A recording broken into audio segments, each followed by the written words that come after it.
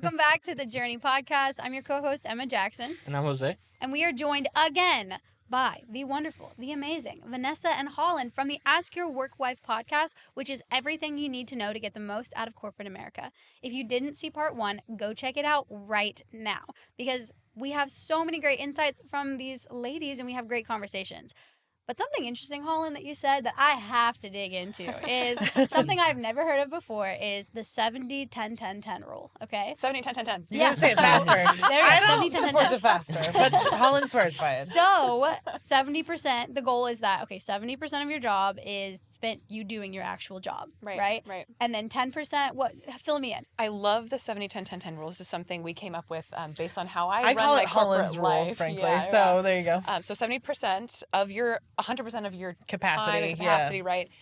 Only 70% of that is doing your job. Amen. I think most people take 100% of the time, maybe more, to do their job. Mm-hmm. Which means if you're doing that, you can tell by the fact that you're never getting promoted.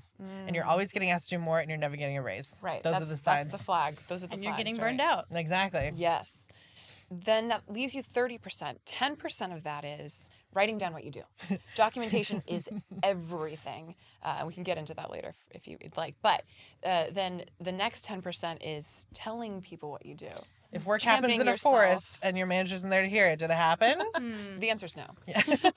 And then the last 10%, which we love, is actually finding another job. ABI, baby. Always interviewing. Always be interviewing ABI. Yep. Yeah. And that's what I want to dive into today.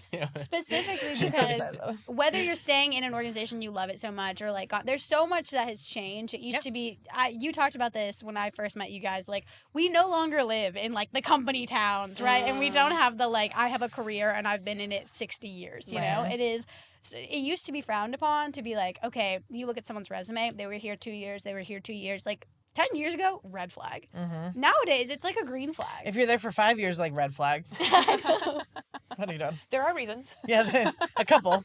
I'm doing a LinkedIn Live on this shortly. Okay, it's going to be fun. No, but it's where do you, first off, why is it, what is your perspective on kind of always be interviewing? And why is that important to you guys? So first and foremost, we really want everyone to have an exit strategy. This is what this 10% is. That business that you're working for, they don't care about you.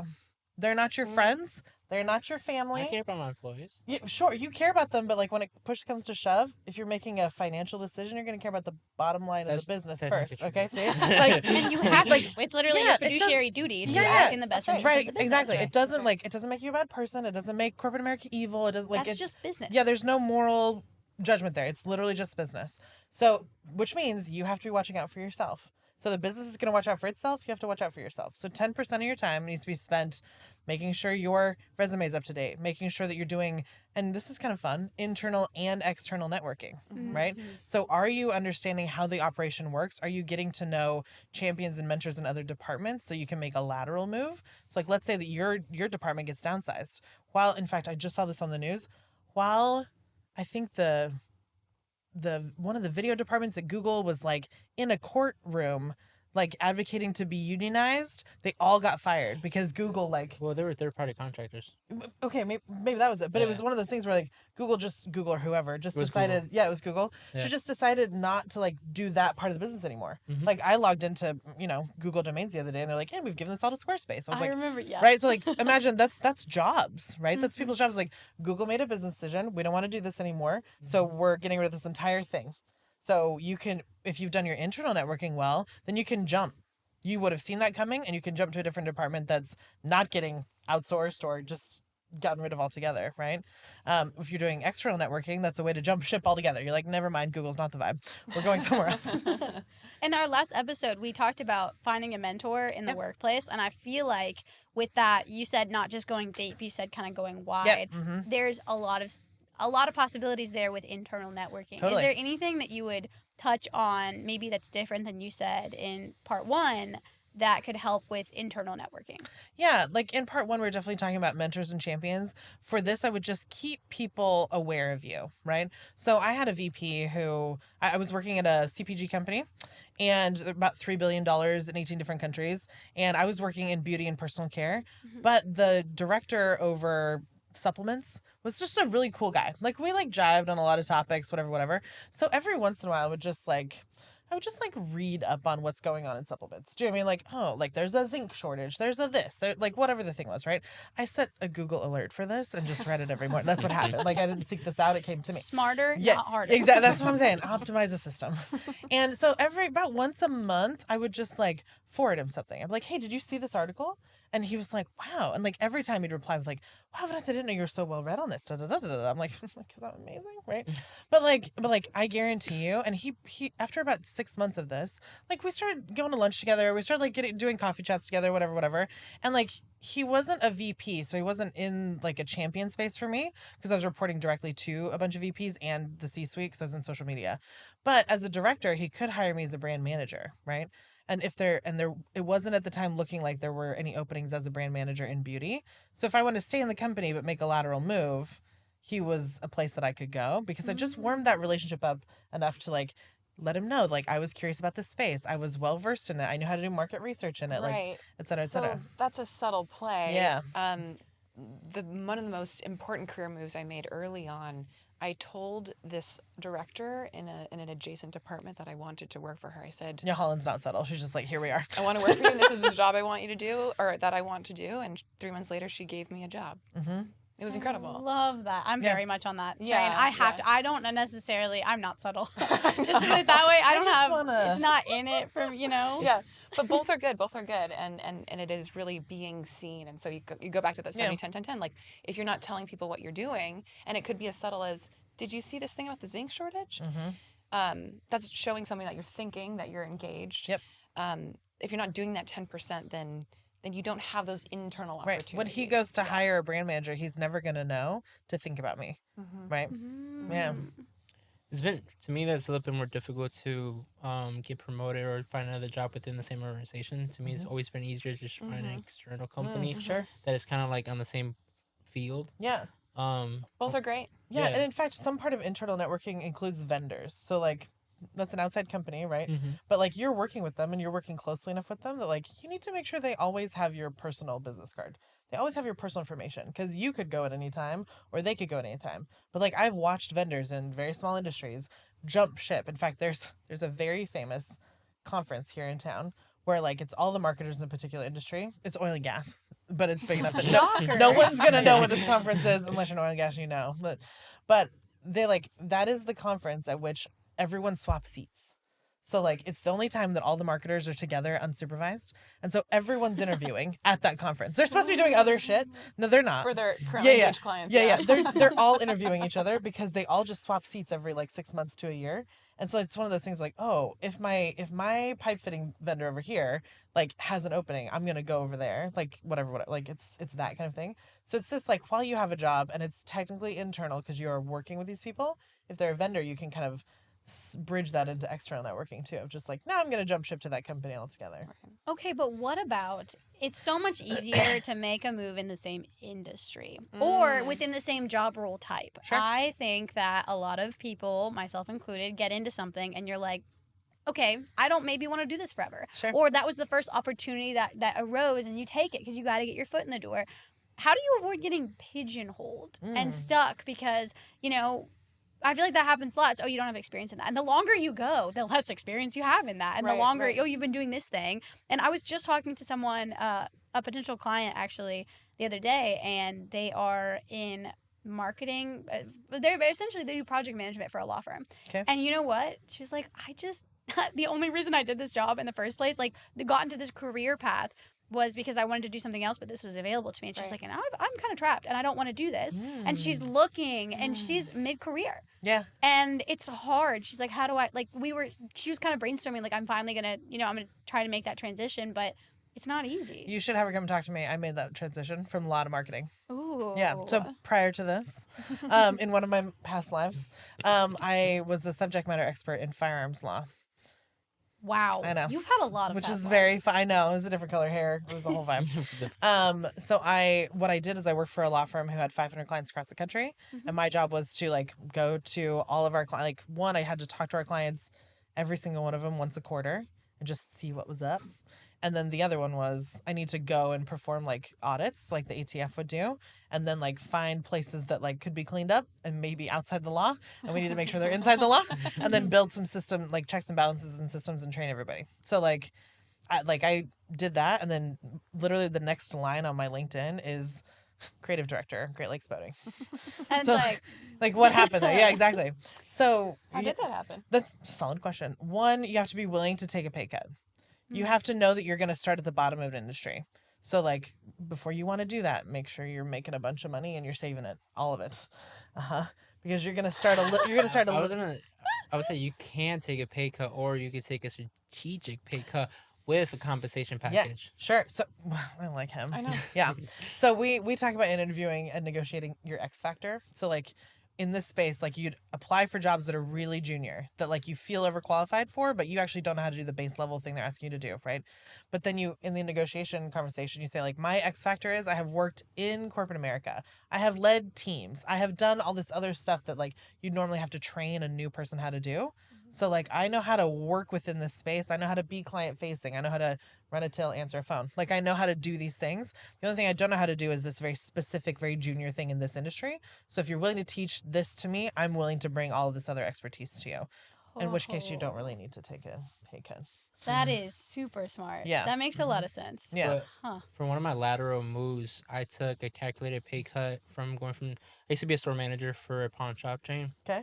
And then I didn't get the pay raise I wanted for that quarter, so I jumped to the other company. But Okay. the other company didn't want to pay me what I wanted to get paid. So I was like, hey, the story you're offering me is a losing story. You guys are losing about $2 million annually. Huh. So like, do your homework. give me 7% on gross, Oh, bonus at the end of yes. the year. I'll take the pay that you want me to give me. Sure. They didn't believe I could actually turn the store around next year. Great. That paycheck and Crushing it. they renegotiated the compensation. Like, this is a losing deal for us. Yeah, but I honestly think that way. Like we're saying, like you could take a strategic pay cut, but at the same time, make sure that you're fluffing the negotiations. Totally. Exactly. Like you know exactly what you want to get out of the career change, and then figure out how to like make the money work for you. Like it's not hard. Do the same things apply if you are outside of corporate America? Like Holland, I know that you went from managing a yoga studio Right. to jumping into like corporate America, and you did start at a low level, but Right. is that conversation the same? The trick there then is what is the one skill you're bringing to the table that corporate America values? Yep. So coming out of a yoga studio management space, I could do a lot of things. I was doing the entire creative department. I was doing the entire sales department. I was doing the entire HR department. I was doing all of the executive assisting. And like product on some level, because weren't you doing programming and things like that? So I ended up doing programming and all of the marketing. Yep. So we looked at all of those things and said, any one of those things is a marketable skill. What's the thing I think I can do the best, the quickest, and get in the fastest to corporate America? And what you'll remember this from last time.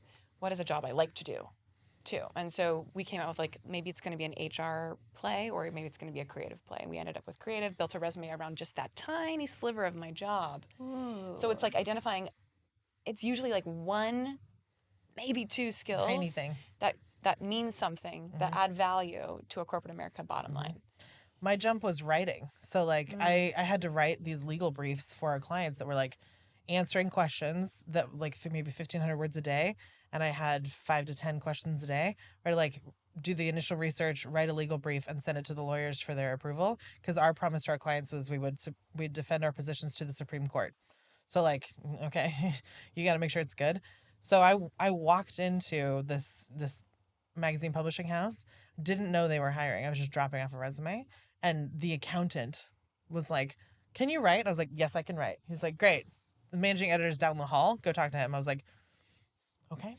First question he asked me is like, "Do you know anything about boats?" And I was like, "I know nothing about boats." This publishing house has like 10 magazines on boats. And he was like, "But can you write?" I was like, "Yes." And he was like, "Do you have a portfolio?" I was like, "Yes." And so I just handed him a whole bunch of like legal stuff. He's like, "You can put sentences together. You can make a logical argument. I can teach you everything you need to know about boats." And I was like, That's right. "Okay, let's go." Right. Within 3 months, I was creative director, and we launched a new magazine. Dang. Yeah. In a year that everybody thought print was dead, and we made it profitable in a year. So like it's hard. Yeah, exactly.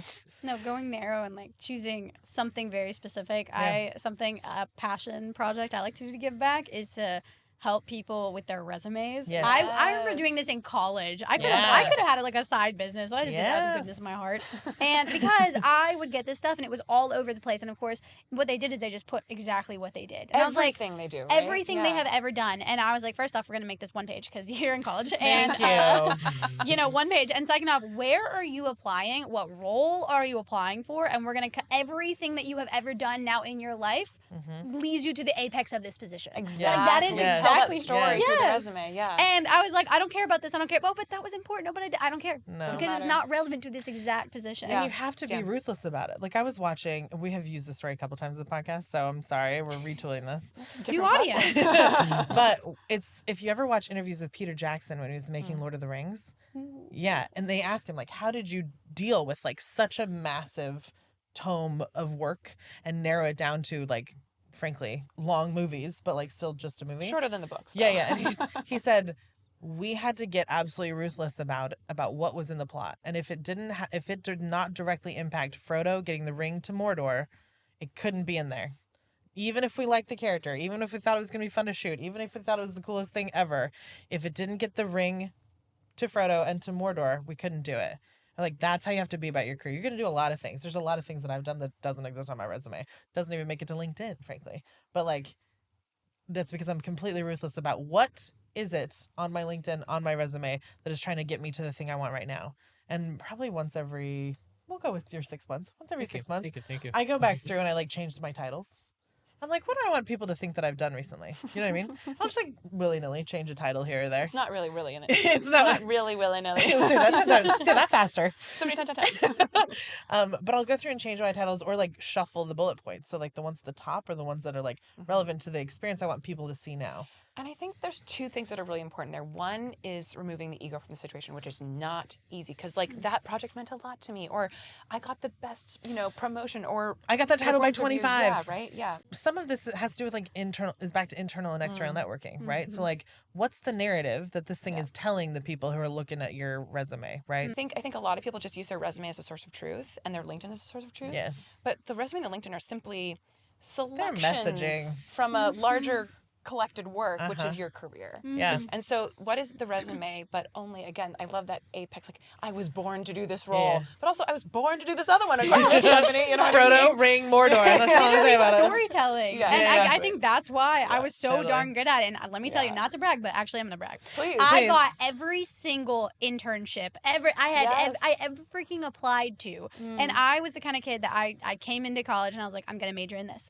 I'm going to minor in this. I'm going to study abroad at this place at this exact semester. And then I'm going to go to Washington, D.C. and I'm going to get one of 2 internships. The State Department and White House got both. But State Department, you had to choose because they had to do like a security clearance. And it was a little crazy, but it was like very strategic. Right. And the funny thing is as strategic as I was through my collegiate experience, and I got so much done. And I also left room. I was glad I was open for the stuff I didn't expect. Nice. And I was able to max like the best experience I had, I never ever would have planned, right? But then I actually got out of college. And I feel like this happens to a lot of people, is all of a sudden I did not know what that game plan looked like. I didn't know how to be strategic because it just felt like an abyss of Bridging the rest that of your gap life. is the next 40 huge. years. Yeah. I would say this proudly. I am so different from each one of like you guys are in a whole different conversation because I always looked at career or resume just as like a band-aid, for example. Like I knew like the pawn shop a job. I knew they were gonna pay me the most amount of money because it was commission-based sales. To a certain degree, I'm managing the store, managing the inventory, managing the teams, but it was most freedom, easiest job to have, highest pay, so that I can do what I wanted to do inside. Okay, I will tell you, this is a concept we haven't gotten to yet, but we at Ask Your Workwife believe that work should only be 25% of your life. So you actually never hear us say work-life balance because that connotes a 50-50 relationship, like a 50% relationship. Like half of your life should not be working. 25% of your life should be working. That leaves you a whole 50% do whatever you want. 25 is sleeping, 25 is working. It's a whole 50% do whatever the hell you want. Like, that's where I'm at. Okay, that's a great ideal. But let me bring you down for a second. Whoa. Or bring I was like, no. we're gonna fight. 'Cause I understand. I'm saying this because I know you're gonna have a great answer for this, and I'm probably gonna end up learning from something from this because I am so with you, but then you were like, okay, how do I get there? Oh, I must slave away for 10 to 20 years to get to that point. So what? And like as entrepreneurs. Our goal is to shorten that, to make it as short as possible, but it still feels like we have to mega grind in order to like get to that point. Sure. So is it an aspiration, or is like how do you run successful businesses, have multiple careers? Because something I know about you two is that you are always you're never singularly focused. You're somehow able to excel at this and also this and also this, but there's synchronicity in what you're doing. And we are, I will say I think Jose learned this a long time ago, but I learned that, if you're doing this and this, but they both benefit off of each other, then you can 100%. maximize it. But how does it really work? So it's this like learn and burn thing that we talked about maybe in part 1. It's just like, I want to learn how to do that thing, and I want to learn how to do that thing, and I want to learn how to do that thing. Corporate America, I think, is the best school. You can get paid to learn how to do shit. It's fantastic. So I've taken all of the things I've learned from like how to do a legal brief, how to run an audit, how to set up a system, how to train people, how to do marketing, how to run ads, how to do CPG marketing, how to do B2B marketing, how to like all these things and put them into Ask Your Workwife. Part of that is like identifying really easy income streams. So, and one of them just popped up the other day, actually. So we had somebody come to us and we're like, hey, we'd like you to, they attended the last live event we were at. We're like, cool. They came, we're like, we'd like you to speak at our live event. It's a group of podcasters. We're like, okay, say less. Like, we'd love for you to understand, to maybe teach us how to run a podcast. I'm like, great. Holland has a system because she's an ops professional. Thank you, Corporate America. And has built the most beautiful spreadsheet I've ever seen in my life. I don't touch it. I don't with it. She does that. I do social media. That's our division of labor there. But as he was talking, I was like, yep, 100% we're willing to come do that for you.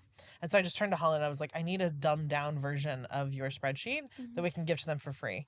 But what this is a launch for our workshop on how to run a production calendar. So essentially, I really do feel like I'm just now beginning to learn that, because it felt like, okay, I had to learn a totally new thing and then make money from that. Totally. And now we are evaluating. I think Jose's really worked with me because I've been in the business. He's been a lot more on the business.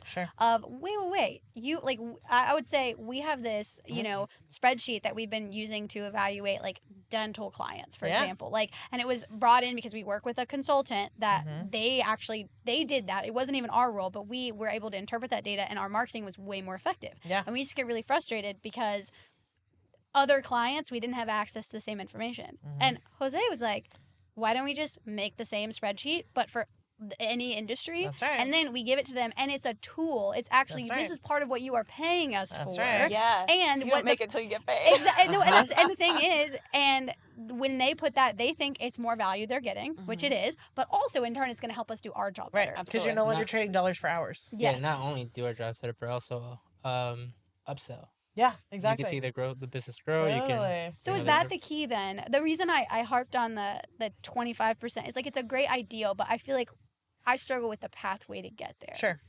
I the 25% is corporate America, right? So you're 9 to 5, and I think another way you may have heard this is yes, you have a 9 to 5, but what's your 5 to 9?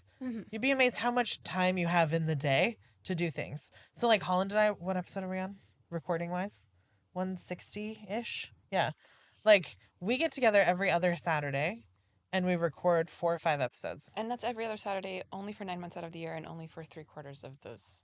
We have a month or a weekend off every quarter. And we don't quarter every 3 months. We don't record in Q4 because Q4 is crazy. From Halloween, by the way, I told him that and I said, he was like, can we take that idea? Yeah. Yes, 100%. So we don't, it's not every year, but she has a calendar. Again, I don't touch it, but she tells me when to show up and what we're talking about, and that's how we roll. Yes, Emma.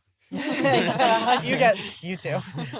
And she's sorted it out so that that's what we do, and we still have time for pre-production, for planning, for marketing, for going to networking events, for going to things like this. So we still have these hours in the day to do stuff like this, and it still doesn't take up 25% of our time. She runs a successful website design business in addition to all this. I do social media marketing in addition to all of this. And I think that can Got 3 countries. only happen if you have that mindset. Totally. I was the definition of busy all the time, but maybe not accomplishing that much, not moving forward in, especially because my busyness was focused on today. I was doing zero prep or preparation or planning for how that was what I'm doing today is going to help me tomorrow or next week or next year. And I honestly, a lot of it is Asian experience. I feel like I'm finally getting to a point where I am realizing I've been trapped in this cycle. And if I want to make the growth, like the leaps and bounds, and honestly keep up with Jose, because he runs really fast, I'm going to have to adjust the way that I'm doing things. And it feels, I don't know why, it's so hard to unwire yourself when you've been doing things that way. Because it's terrifying. It is. And I also, the best thing I can say, I've really harped on this because our consultant, we have a consultant that's working on our strategic growth, and he identified that I'm the kind of person that mastery is a core value of mine. Sure. However, that means I always want to make a Ferrari when a lot of times people are paying for a Camry. That's right. And he's like, whenever he told Jose, use that language with Emma, and Emma, use it yourself. Like, put up pictures on your wall of a Ferrari and a Just Camry. start calling her Enzo. It's a Ferrari. And I have to remind myself, okay, I do not need to make this. I do not need to overcomplicate it. I don't need to go, And then when you realize I have to put time in my day for the networking, for the building my relationships, for building our business, not just working in the business, all of a sudden the answer is I have to figure out how to do it in 30 minutes or an hour. And I do. Yeah. And it's good. Somehow you do. Yeah. That clarity distills how you need to be spending your time and what is the most important thing for now and tomorrow and in a week and a month. Also, I think with time, you just get faster doing the simple tasks. For me, it's like I could be working the idea farm or VM Digital, and then at the same time, I'm doing a joint task for Classic Cuts, and I'm doing a joint task for Nova Fortuna. And it's like, it just becomes faster. You make faster. it fit. You make it work. Yeah. I like when we go to networking events, it's the same thing. Like we have between the two of us probably 6 different business cards. And it just becomes like, okay, this conversation is going this direction, so this is how I'm gonna lean them into a hacking social client. Oh, I'm gonna lean them into an up and running client. Oh, I'm gonna lean them into actually like I want you on my LinkedIn live for Ask Your Workwife. Oh, I actually you're head of HR for your company. Cool. I'm gonna forward you an email. You're gonna forward to all your people, and they're gonna get into my email list. That's why I feel like we do that with services. We'll have a conversation because we have this entity, VM Digital. There's the marketing side. We do paid media, we do content, we do strategy, and we also need partners for different things. And we have a very big, ambitious vision, and we're building these foundations. And so you have a conversation. You're like, what bucket are we going to place this person into? Yes, right. And then you adjust the way that you communicate. Totally. Yeah. And it's the same thing with your time. Like, how can I take this hour and do one thing that's gonna hit multiple buckets? We love a multi-purpose moment. Yeah, we do love a we haven't said that in a long time. I feel like honestly all 3 of you, based on your career tenure, are such good examples of how networking internally and externally skyrockets your career. Yeah, there is no way. I know a lot of people who that have the same length of time in the workplace that you guys have had that are not nearly as successful, that haven't done as much, that haven't learned as much. And the coolest thing is that you all this is just the beginning. Exactly. Yeah. And we're just getting started. But I think that even just hearing all of this, realizing it's possible, and then kind of getting those actionable steps, that's what's really going to help when it comes to transitioning careers or just leveling up in your life. So thank you guys again for tuning in, and if you haven't seen part 1, please go watch it because it is awesome. And also, we have to say, if you are a woman in the workplace in corporate America, or just someone who wants to learn more about corporate America, go listen to Ask Your Workwife because it's really good. And it's no episode, what'd you say? No episode is longer than 20 minutes because why? Because it needs to be immediately actionable and useful in the span of your commute. Yeah, and no commute should be longer than 20 minutes. I love that. And no freeways in Houston, frankly. That would be ideal. So thank you guys again for coming on the podcast. Yeah, absolutely. Thanks for having us. We'll see you next time.